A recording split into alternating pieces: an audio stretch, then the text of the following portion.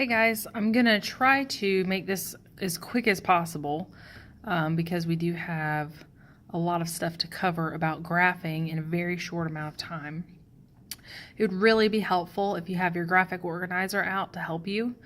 That way when I am doing little equations all over the paper that you know what I'm talking about and you don't have to stop and think about it and then you miss what happens next. So we have two equations here in standard form, and that's where we're going to start because that's the most common form, even though it's not my favorite to graph in, because you have to do the most math with those little equations. Hopefully you remember that A is the number out in front of your x squared, B is the number that's always attached to the x, and C is the number all by itself. So I know that a equals 1 because there's nothing out in front of this x squared. It's an invisible number, the number 1. And the b is -6 and c is +5. So if you'll remember from our graphic organizer, c is the y-intercept. So you can go ahead and plot that point on your graph. Right there. Then from there we have to do math to get everything else. So let's go ahead and start with that axis of symmetry, which is -b over 2a. So since b is already negative, I'm just going to make it positive because I'm going to flip the sign. If it's positive, make it negative. If it's negative, make it positive. And then we've got to do 2 times a on the bottom. Don't forget that this is 2 times a and not just divided by 2. That is the biggest mistake that students make, is that they forget about that. Axis of symmetry is a line. You should have x equals 3. We're talking about a coordinate plane. So just writing the number 3 doesn't mean anything to me. That's not a point, it's not a line, it's nothing. So make sure you have x equals 3, and that tells me that you're talking about this line right here.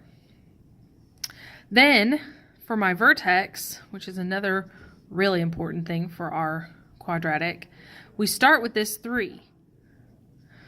Then we take that number and we plug it back into the equation wherever there's an x. So 3 squared minus 6 times 3 plus 5. 3 squared is 9.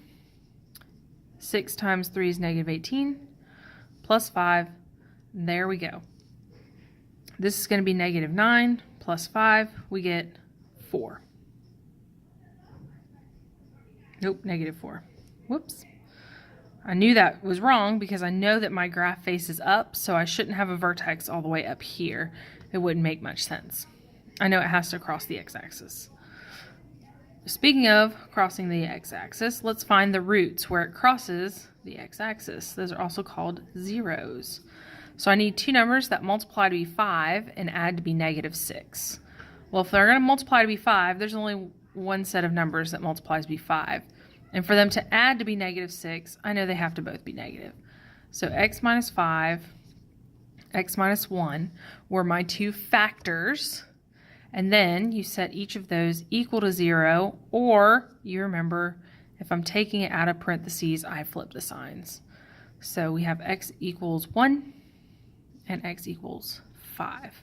If you're not sure about factoring, please watch those videos. I made them just for you to watch over and over until you understand. That way, you don't have to ask me over and over. You, of course, can. So, I have 4 points on this graph, but I need 5. So I'm going to use this axis of symmetry, and I'm going to reflect my y-intercept over it. And now I have 5 points, and I can make my graph. But I want to remind you that because a equals 1, you can use that as slope right here next to the vertex, up 1 over 1. That only works one point away from the vertex. All right, let's try this one where we have a negative number for our a value. Can you see that? A equals -1. Let's see what changes. B equals -2, and C is equal to 3. I'm going to go ahead and plot that y-intercept right there. Ta-da! Let's find the axis of symmetry, just like we did before. X equals negative b over 2 times a. B's already negative again. And now here's our trick. A is equal to negative 1 this time. So if I don't write a equals negative 1 right here, I'm going to end up getting this answer wrong. My axis of symmetry is negative 1, not positive 1, if I would have forgotten to put that a value in there. All right, so I drew my dotted line on my axis of symmetry.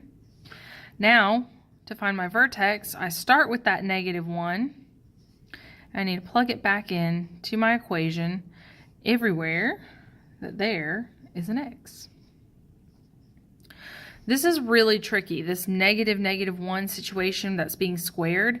This negative 1 squared becomes positive 1, but then the negative outside makes it a negative 1 again.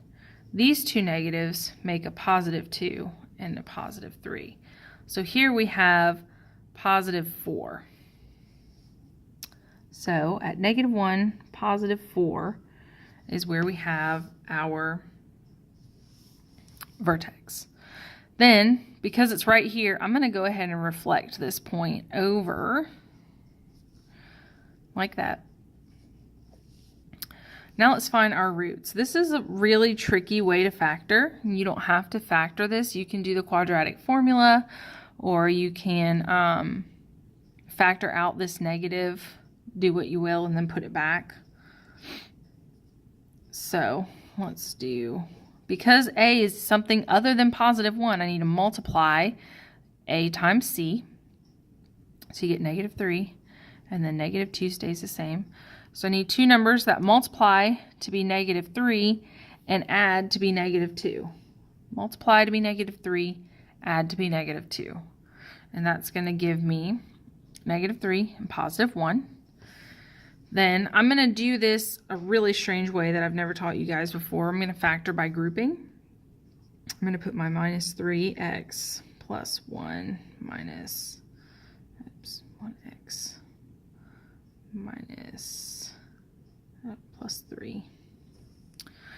Then I'm going to group these together, and I'm going to group these together. So there's a negative x as a common factor here, and I'm left with x plus 3, and there's a 1 as a common factor here, and I'm left with x plus 3.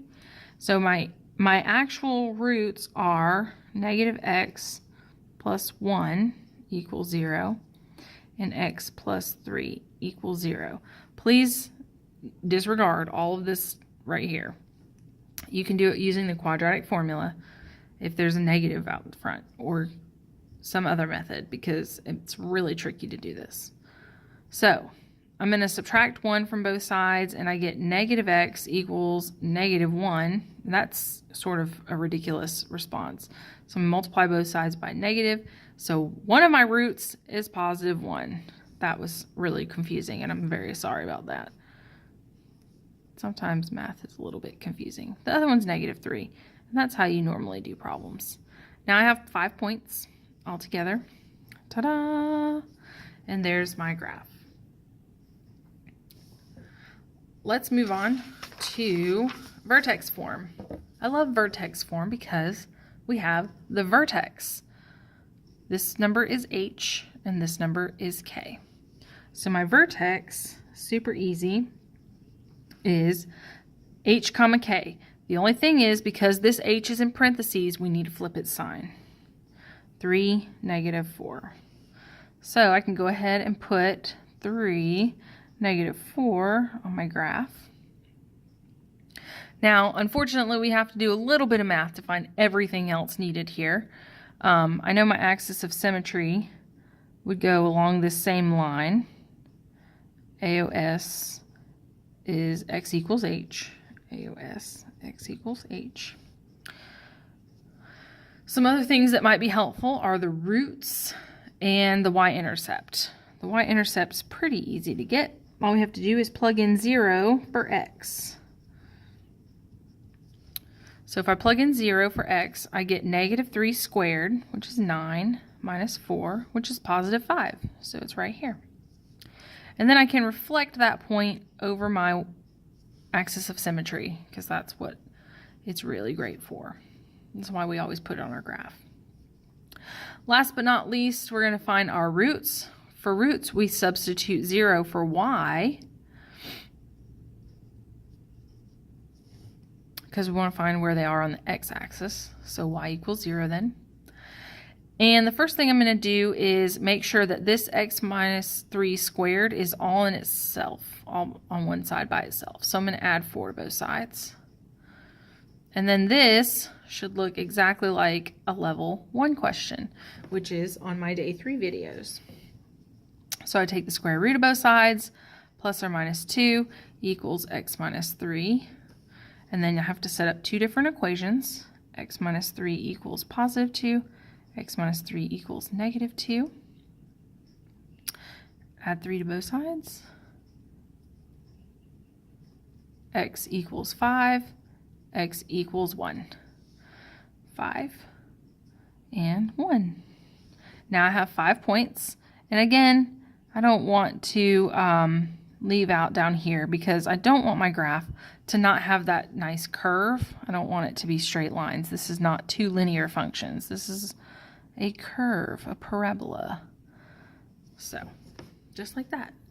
Now, something really wild I want you to notice is that these guys look pretty much the same. Can you see both of them? So this is the equation in standard form, and this is the exact same equation in vertex form. Kind of cool to think about.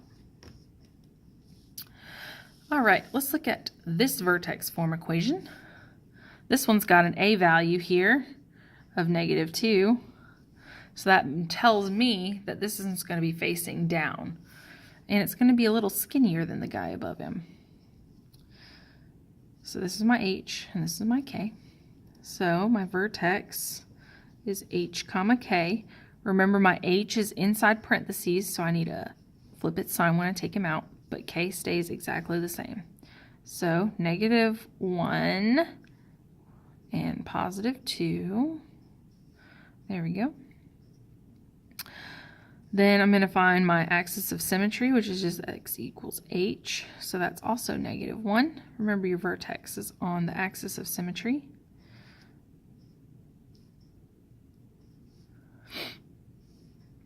Now we can find the y-intercept by plugging 0 in right here for x. Negative 2, 0 plus 1 squared plus 2. So 1 squared is 1 times negative 2 is negative 2 plus 2. This is 0. So my next point is right here, which means that this point is also on my roots. Okay, so I've already found my roots for this one. I don't have to work it out like I did over here. You can, absolutely.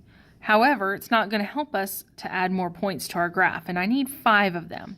So this time, I'm going to make a little T-chart, and I'm going to plug in the number 1 for x. Why did I choose the number 1, you may ask? Well, there's nothing on that x line, okay? So I haven't used that x value before, and it's pretty easy to plug in. I mean, you can use any x value that isn't already being used, but 1 is a pretty easy number to work with. So I always try 0 or 1 or negative 1 first, if possible.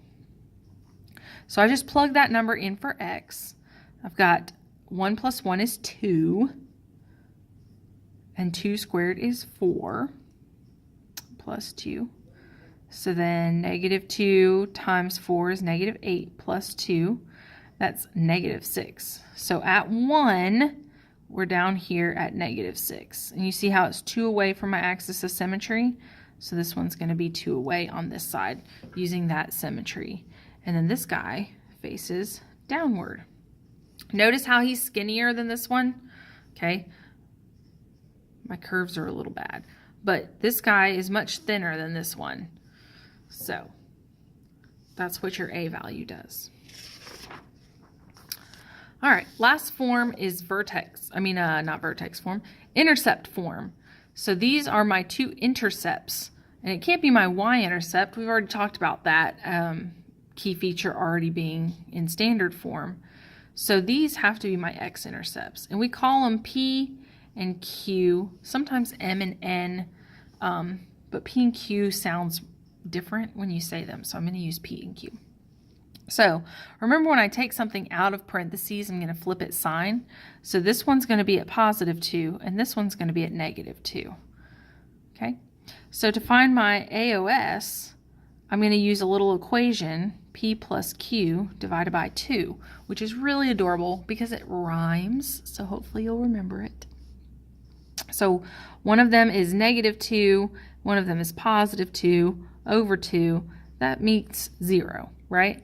So my axis of symmetry is actually the y-axis for this one. So I'm just going to highlight it a little bit. So I know my vertex has to be somewhere along that line. So I'm going to plug in 0 everywhere there's an x in my equation. So there's 2 places. One of them is +2, one of them is -2. Oops, that needs to be 0. So -2 times +2 is -4, right? And that's where I get my vertex. Now I already have my intercepts, and I already have my vertex, and this is also going to be my y-intercept, right?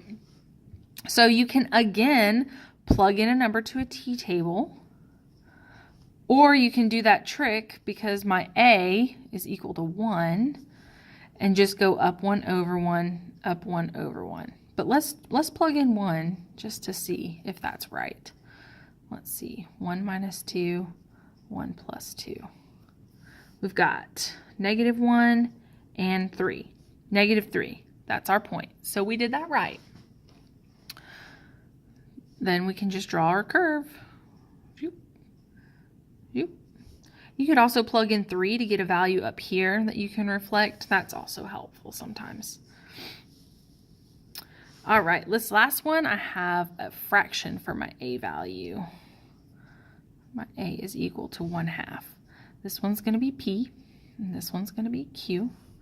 Remember, my P and Q are my roots. I just need to flip their signs. So that one's going to be -4, and this one's going to be +2. Then, to find the axis of symmetry, I need to do a little equation, P plus Q divided by 2. So, -4 plus 2 divided by 2. That's -2 divided by 2, which is +1. Oops, nope, -1. Liar. -1. So, I'm pretty close to these numbers. But there's my axis of symmetry. Then to find my vertex, I need to plug that -1 back into my equation everywhere I see an x. -1 minus 2. Oh, I think this one's the one that gives me a little fraction. Maybe. -1 plus 4 is +3. And -1 minus 2 is -3. Yep. This one gives me 4.5. And it's negative. So when you get a little fraction or a decimal, it's okay that we're going to try to shoot for the middle, right under 4, -4.5. Just do your best work there. If you have all this work shown, I'll know that you know what you were doing and you weren't just plotting random points on the graph, right? So I need one more point. I'm going to use my XY table to get one more point, and I'm going to put 0 in there. I'm going to find the y-intercept. So I'm going to plug in 0 to find the y-intercept. This is the same thing that we would do in vertex form. If I was going to find the y-intercept, you just plug in 0 for x. So I've got 1/2 times 4 times -2. 4 times -2 is -8. Divide that by 2, should be -4. So right here is where that hits the y-axis. So now I have all my 5 points, and I'm going to draw my curve. All right, if you'll notice, this guy is a little bit wider than this one.